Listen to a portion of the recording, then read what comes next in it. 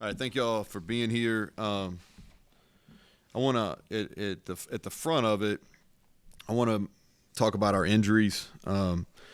Aubrey is all tests were negative, and he is for what that was. He's in good spirits, and he's gonna be okay. And that was scary, but best possible results have all his tests were negative, and so we expect him.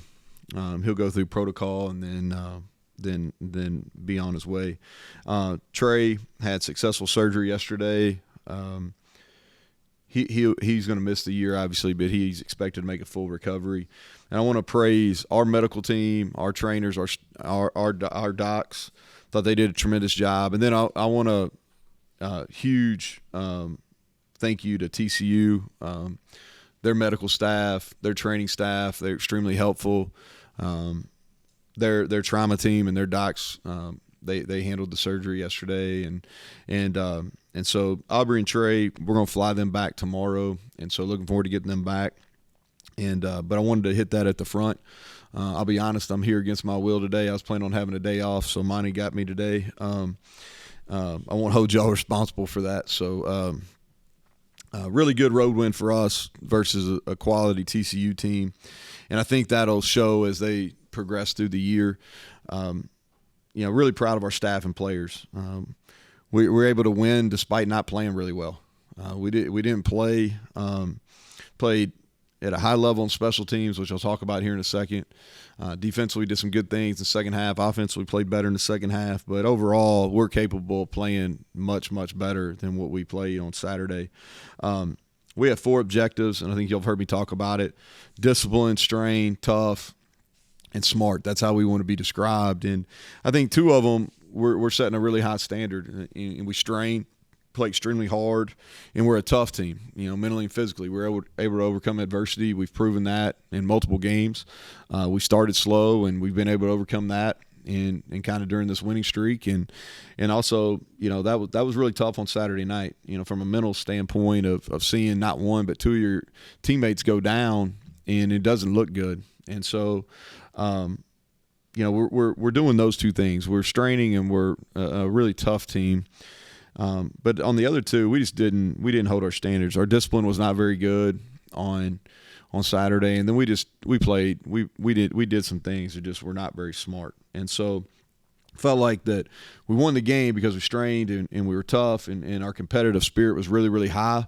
But we've got to make huge strides in being more disciplined and then just being a smarter team. Game recap. Start with special teams. I really feel like we won the game because of special teams. I think the positives, obviously, we had 2 blocked field goals, and that's a unit. Our field goal block unit has really done well all year. And y'all have heard me say this a couple weeks in a row is, man, we're really close to blocking 1. Well, we went and got 2, which was huge. I thought our field goal, Michael Hayes, he, first of all, the one before half, he drilled. That was a big kick. And then the one in the fourth quarter. And part of the reason, I don't know if you could tell this on TV, the wind was kind of swirling in there. And it was he had the wind with both those kicks that he made. And their kicker was against the wind both times. And that was some of the thought process of taking the ball because we knew we'd be able to pick the wind direction in the fourth quarter. And so I thought our kickoff cover team did a great job. That was probably our biggest challenge on this week. We had Texas Tech, and they've proven they're pretty good. They hit a return versus Houston as well, but Dre McCray hit one. But we didn't play very well on kickoff coverage teams versus Texas Tech, and so we challenged our guys. And then Hayes came out and had a tremendous day with kickoff locations and hang time, which is the number 1 factor on good kickoff coverage. And then our guys they defeated blocks. And so that was a big we talked about that being the first play of defense, and I thought our guys stood up to the challenge on that. And then punt, 46 yards net punt. And so credit to Ollie, credit to the guys covering. We got good guys, good speed guys running down. And then Preston Fox again on punt return. We blocked for him better, and then he's stealing first downs. in the return game, and he's done a nice job. The things we got to improve, the penalty before half, we did a really good job offensively getting in a position to make a field goal, and then Hayes makes it, and we flinch and jump right there, and we just can't have that. That goes back to what I was talking about from a smart perspective. There's no reason to do it, and so that was disappointing. And then really bad mistake at the end of the game of us. We talk about situational football. We actually show video on Friday of other teams doing things that are smart and not smart. And we talked a week ago in depth about, and I think we did it 5 times because I counted. Because I always look back at myself. Okay, did we cover that?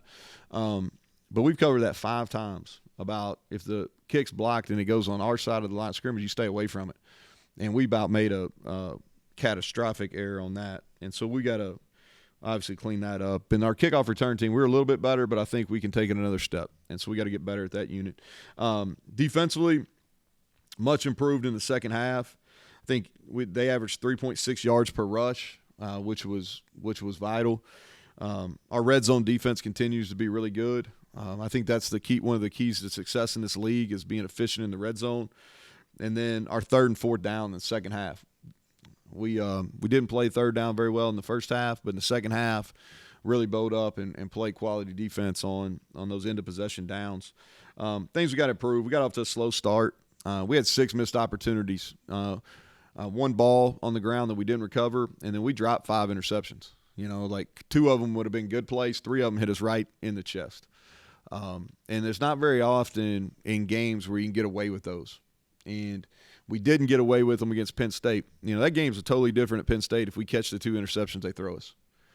If we just catch the 2 they throw us, the game's different. And we were really fortunate to come out of that game with us dropping some interceptions that we had, because 2 of them, one of them for sure had a chance to be a pick 6, and the other one had a chance too. And so we got to clean that up. Our tackling was not very good in the first half. It was sloppy. I thought the tempo bothered us, and we had some MAs and some coverage where we gave up some easy completions. So we got to get those cleaned up. Offensively, I'll say this. I'll credit the guys because we really – and I think I said this after the game for you guys that weren't there. Really probably – I've been doing this a long time offensively, and probably as strange a game plan week as I've ever had last week. Really thought up until Thursday morning – Garrett didn't do much, didn't look very good on Tuesday as far as moving, and I didn't want to play him until he was 100%.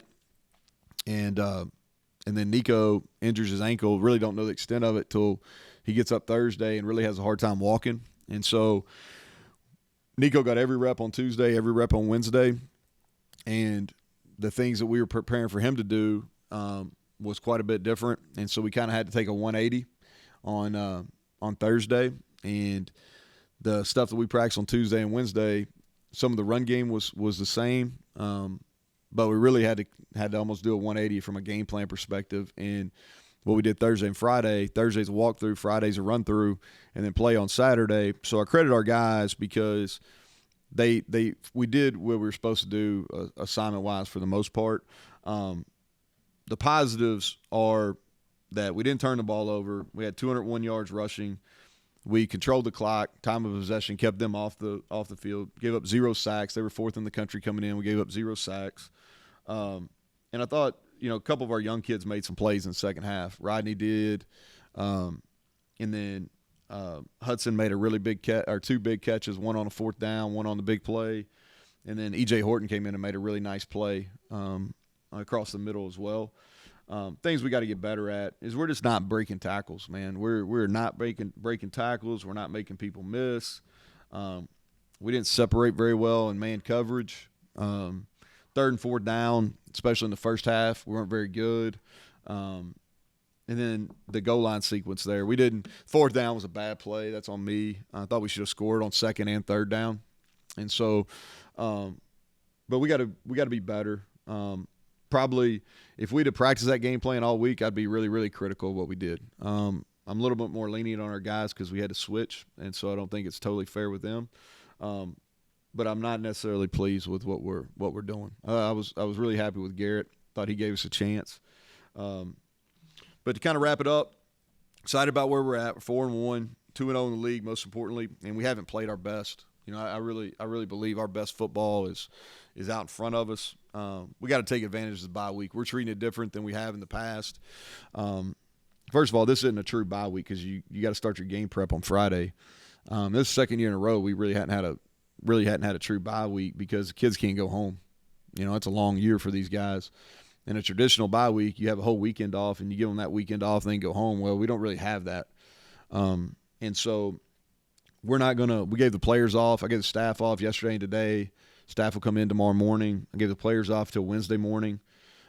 Guys that need treatment and recovery and stuff, they'll be in through the building, but we're not going to do anything formal with them until Wednesday morning. We'll practice on Wednesday, and we'll start Houston prep on Friday. So we've had 4 really physical football games, and we got to use this kind of to hit the refresh button mentally and physically. So that's kind of that's the plan. So with that, questions, Greg? So filling in for the guys that are hurt. I mean, start with linebacker. Ben Cutter was already rotating in with Trey. So does he become the starter? What do you do behind him? And then safety, with or without Arbor, you need depth. So what do you do? Yeah, those are probably 2 of our positions that we're probably thinnest at, right?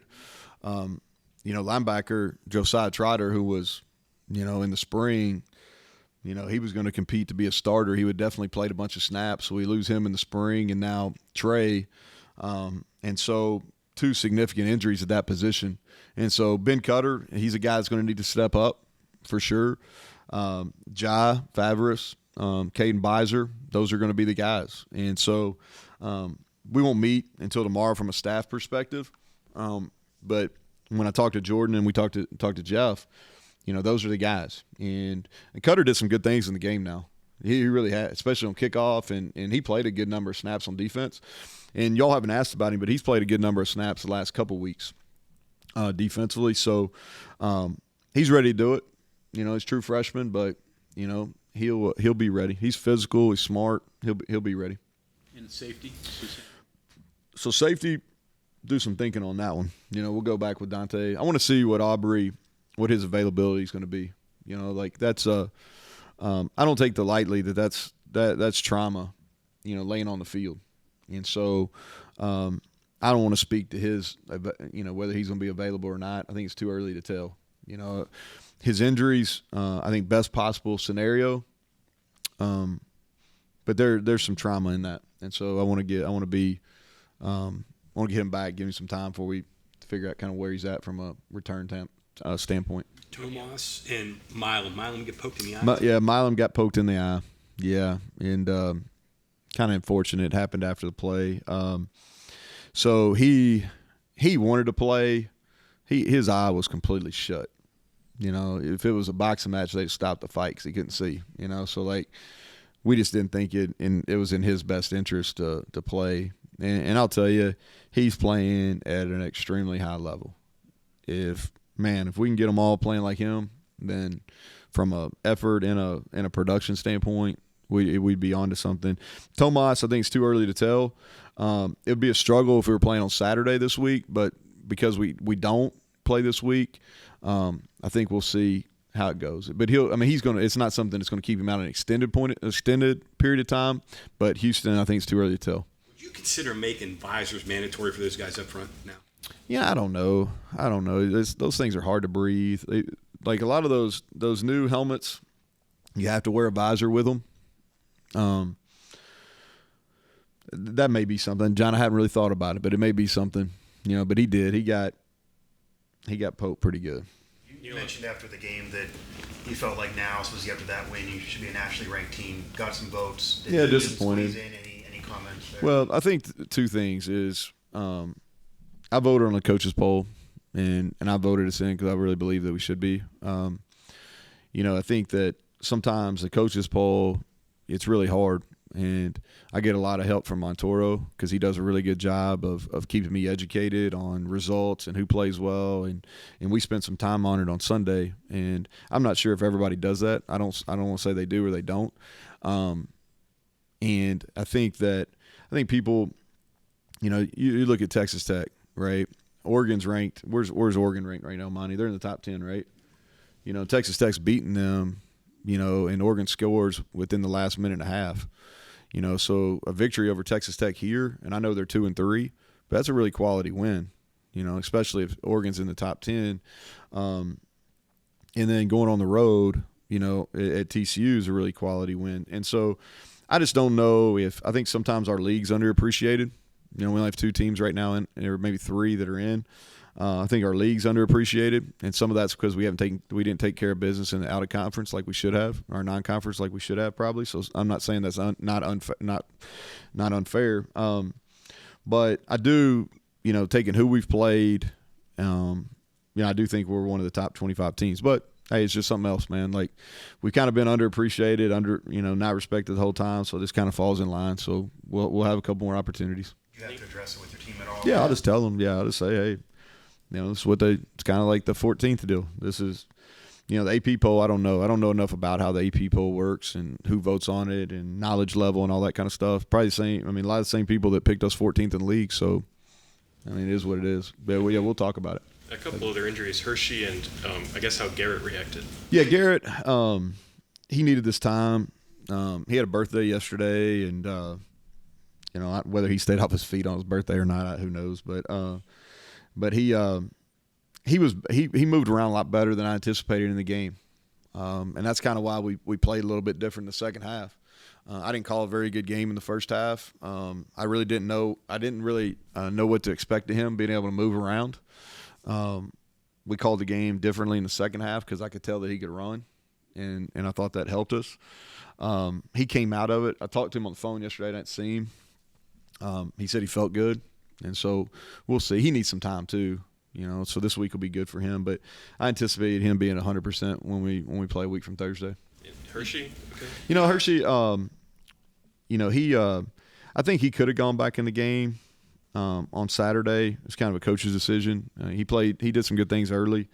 But we'll see. We'll see on him. I think he'll be fine. One name I haven't heard it forever, but Austin Cave, linebacker. So he's been out. Yeah, he's been out with an injury. He's got a lower body injury. He's kind of day to day, and it's really been Mike last week of fall camp, maybe or the week after Penn State. But it's a lower body injury. I don't think it's season ending, but he hasn't practiced.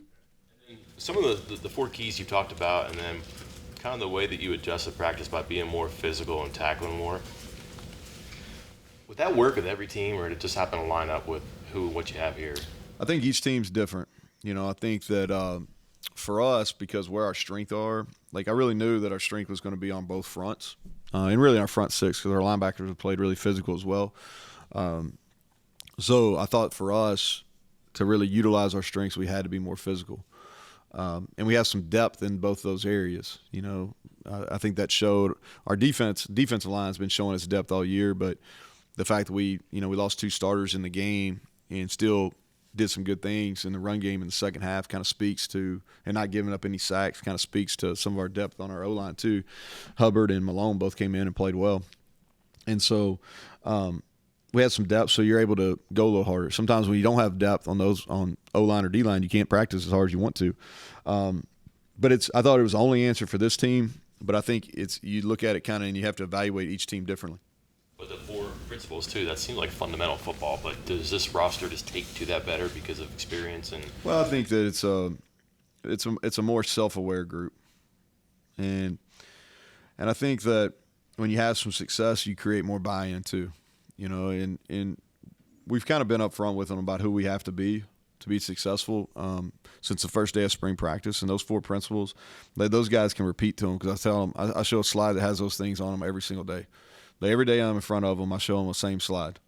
And it's and what it comes down to is discipline is a team that doesn't beat themselves with penalties, turnovers, etc.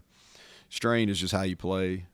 The toughness, the physical toughness is there's some fundamental aspects of that, hand leverage, pad leverage, playing, but overcoming adversity, and that's something we really worked on in the winter and the summer was some how to overcome adversity. That's mental toughness, and I think that's something that you have to practice. You just don't become a mentally tough team. Like you have to work that, and that's really off season wise, and that's through strength conditioning as much as anything.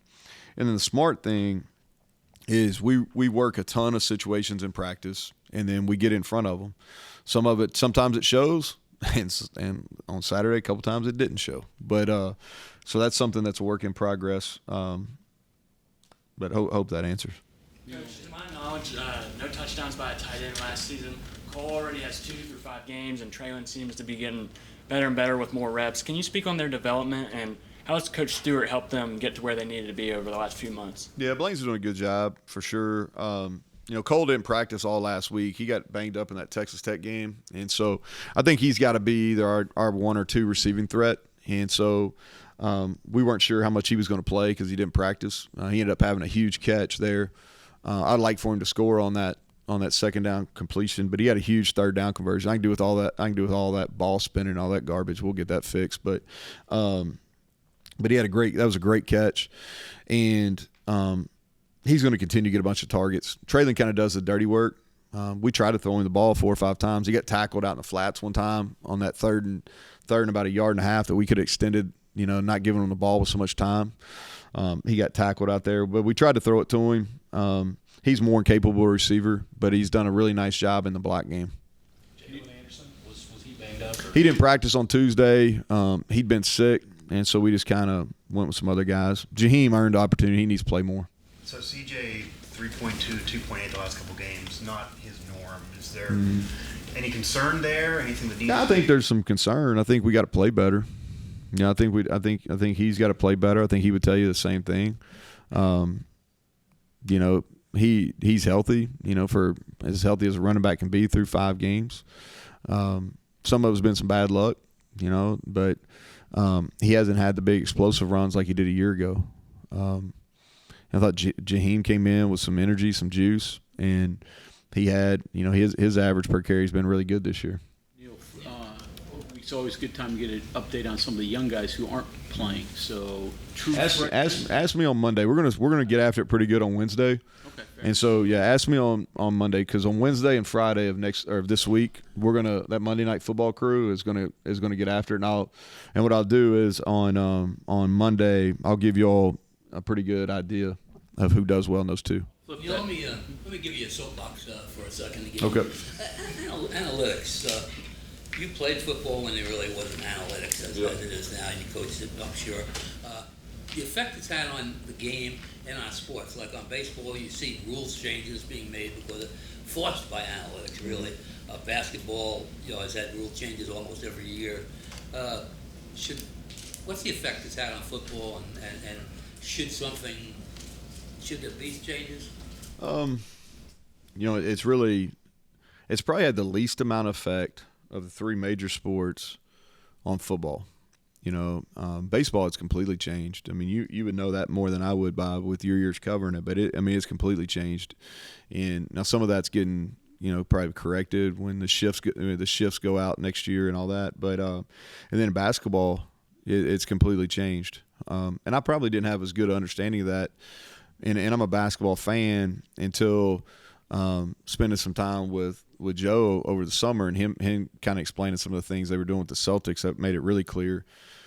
Football, I think the biggest change is from an analytics standpoint is more just overall use of technology, like how you practice, and the emphasis on recovery. As far as in game, it's really more of a when to go for it, when to not. That data is probably what we lean on.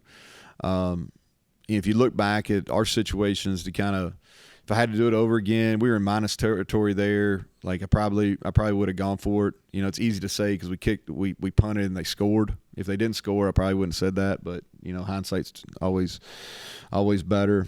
But we've been pretty good in those short yardage situations. So, and then the other 2 is we were going down the other way. The other one was like 4th and 6, and the wind was blowing pretty good. And so if we were on the other end of the field, I would have kicked a field goal then. But because we were going against the wind, we didn't. We had a good play there. The ball got tipped. That'll happen. And then the other one is you kind of make some of those decisions going in the game, and it was 4th and about 1.5 yards. It was too long to quarterback sneak it. But we should have called a better play. But I knew if we stopped them, if they stopped us, they had 99 yards. And I felt like we were playing really well on defense, so I thought that was right. But I'm giving you a lot of information. But analytics in football is probably behind the other two. You know, all the NFL teams have their own. You know, we have an outside company that we use. I don't follow it 100%, but I use it quite a bit. And I think there's a mix of gut in there too, which is I'm comfortable with. Some people follow it totally. Some people don't follow it at all, you know. How do you keep from becoming a slave to it? Well, I think a lot of it, you try to make as many decisions before the game when the emotion's not in it. So I take time on Thursday, really. I do a phone call with our guy and ask a bunch of questions and really try to make some decisions on Thursday before it's emotional. And then when you get in the game, how the flow is going. You know, like, for instance, in the first half when we didn't go for it on that, you know, I kind of made my mind up because how we'd been playing defense the last couple of weeks is like, hey, I'm only going to go for it on the plus side. But we didn't play very well early. And so that's where I was like, man, like I probably should have done. If I had to do it over again, I'd go for it. But you try to make those as many as you can when it's non-emotional.